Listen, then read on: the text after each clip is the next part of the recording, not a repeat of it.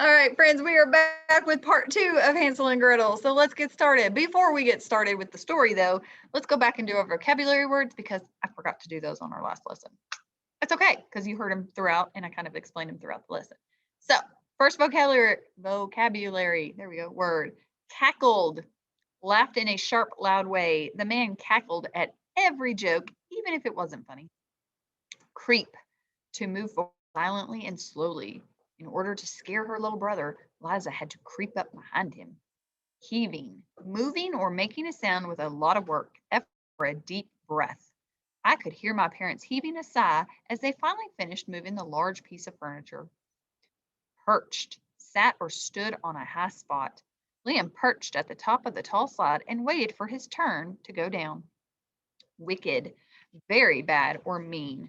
The fairy put a spell on Sleeping Beauty. Okay, so let's kind of review for a moment. What do we remember from part 1 of Hansel and Gretel? We know that Hansel and Gretel are a brother and sister. They have a stepmom and a dad who's a woodcutter, and they don't have a whole lot of food. So they're trying to solve the problem of what they need to do because they don't have a lot of food for everybody in the family.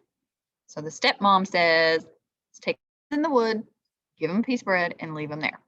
Well, Hansel heard that, and he made a plan to put rocks so he could have a path to find back. And it worked the first time. But the second time, they went even further into the woods, and he couldn't get the rocks because she locked him in the house. And so he used his bread at crumbs to make a path. But the birds ate them all, and so now they're lost in the woods. Okay, so that's where we're at right now. Now, before we go on, let's talk about something else that sometimes we see in fairy tales, which are heroes or villains. So a hero or a heroine is a boy or a girl that's very brave and good, and they help people, right? But a villain is somebody that's evil or wicked, and they try to not help people and they try to actually hurt the people. So in today's story, we're going to listen to find out if Hansel and Gretel are heroic or if they're evil or villainous. And I want you to make a prediction about what's going to happen in the second part of our story. So go ahead and think, what do you think is going to happen in the rest of our story? And I want you to listen. Are Hansel and Gretel heroes or are they evil villains? Okay. All right, let's get started.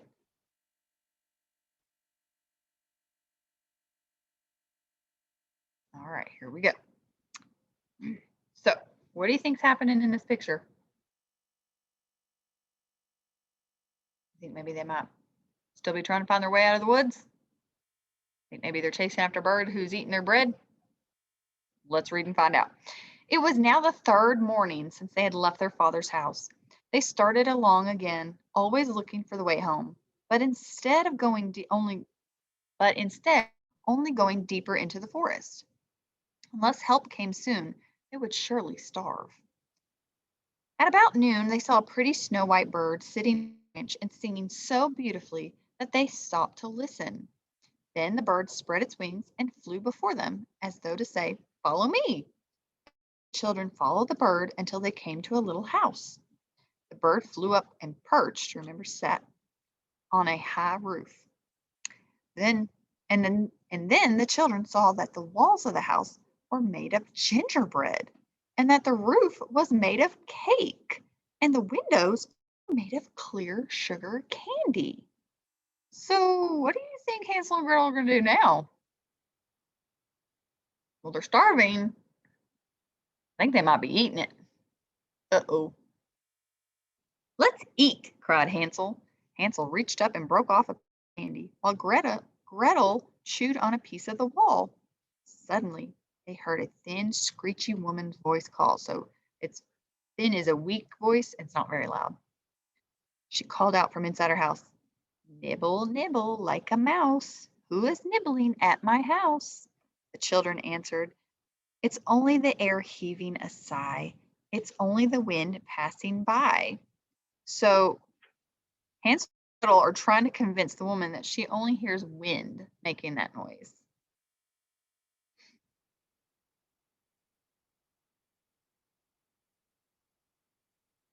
The children were so hungry that they went on eating, but then the door opened and a very old woman came out on a cane.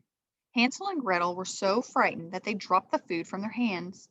But the old woman just nodded her head and said, "My dear little children, what has brought you here?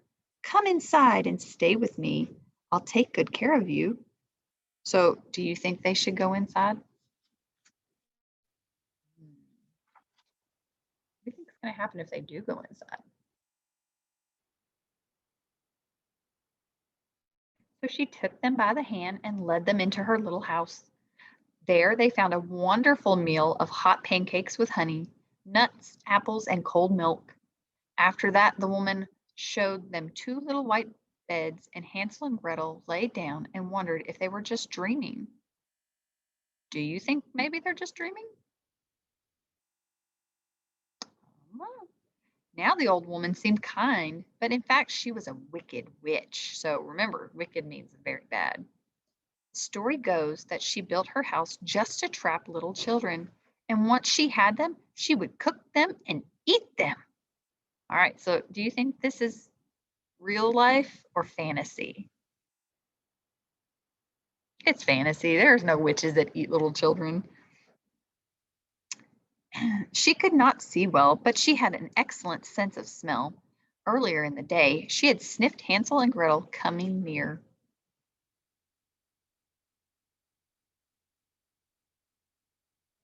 The next morning, before the children were awake, the witch got up and looked at their rosy cheeks. What a fine meal I will have," she cackled. So remember, she laughed really loud. She got Hansel out of bed and put him in a cage. Then she went back and woke up Gretel and shouted, "Get up, you lazy bones!" Ooh, who else calls the children lazy bones? The stepmom. "Fetch water and cook something nice for your brother. Feed him well, for once he's nice and fat, I will eat him." Uh-oh. Gretel screamed and cried, but it was no use. She had to do what the wicked witch said. Day after day, she cooked pots full of rich food for Hansel, while she herself ate nothing but crumbs. So rich foods are heavy and full of fat, so they make you full. Where am I? Oh, every morning the wicked witch would creep to the cage and say, "Hansel, stick out your finger so I can tell if you are plump enough to cook." So she moved really slow as she crept forward. But clever Hansel held out a little bone that Gretel had given him, and the old woman, who could not see very well, couldn't tell that it wasn't Hansel's finger. She wondered why he wasn't getting any plumper. So, how did he trick the witch? By using the little bone instead of his real fingers, right? When 4 weeks passed and Hansel seemed as thin as ever, the witch grew impatient, so she got tired of waiting. "Hurry up and get a pot of water," she snarled. "Be he fat or thin, I'm going to cook him and eat him." Uh-oh, what do you think's going to happen? Let's keep reading and find out. As she filled the kettle with water and lit the fire, tears ran down Gretel's cheeks.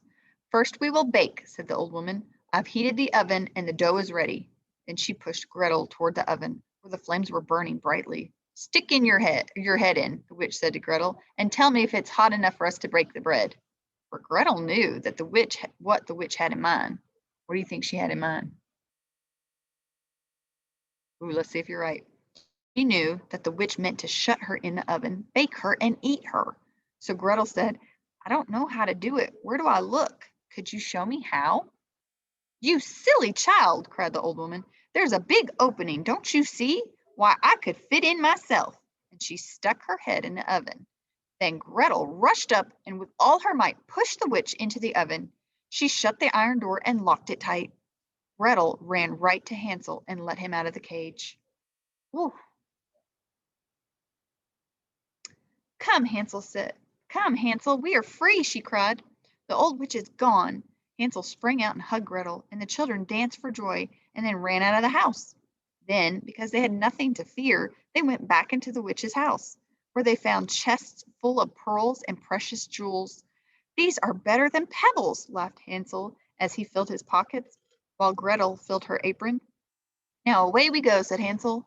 Then he said quietly, "If only we can find our way home. find our way out of the forest. So where do you think Hansel and Gretel are going to go? Let's keep reading and find out.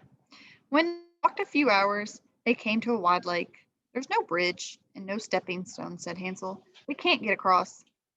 There's no boat either, Gretel. But look, she said, here comes a duck. I will ask her for help. So she called out, duck, duck, here we stand, Hansel and Gretel on the land. Stepping stones and bridges, a bridge we lack. Carry us over on your nice soft back. And lo and behold, the duck came over. Hansel got on her back and told Gretel to sit behind him. So do you think a duck could really take two kids across a lake? No.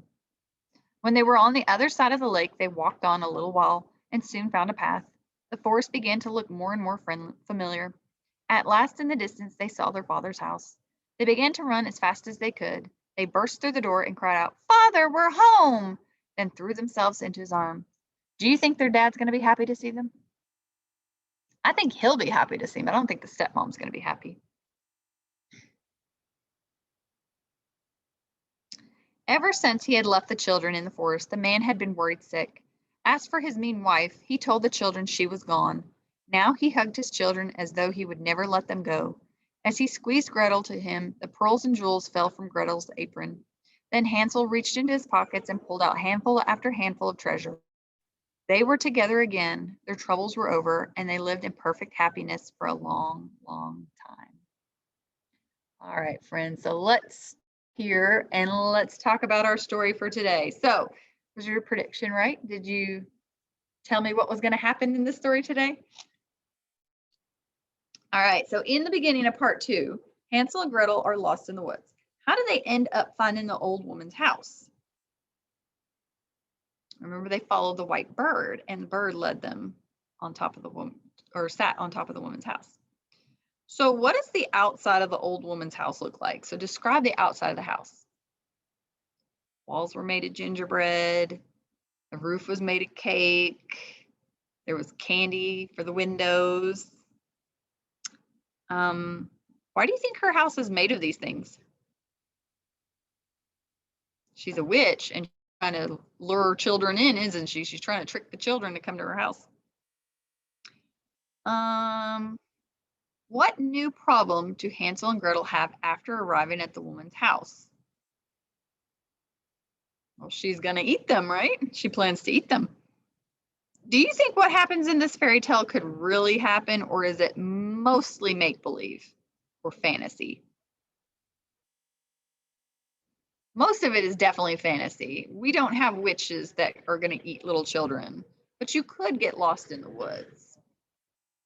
All right, Hansel holds out a bone to trick the witch, thinking he's too skinny to eat. Does his plan work? It does for a little bit, but then the witch decides she's going to eat him anyway.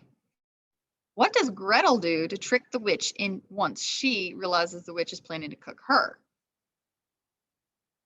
She gets the witch to put her head in the oven, and then she pushes her into the oven, doesn't she? All right, what do the children do once the wicked witch is gone? Take all the jewels, the precious jewels and pearls, and then they get the help of a duck to cross the lake, and then they find their way home. All right, do you think any of the characters in Hansel and Gretel are heroic? I think Hansel and Gretel are kind of heroic.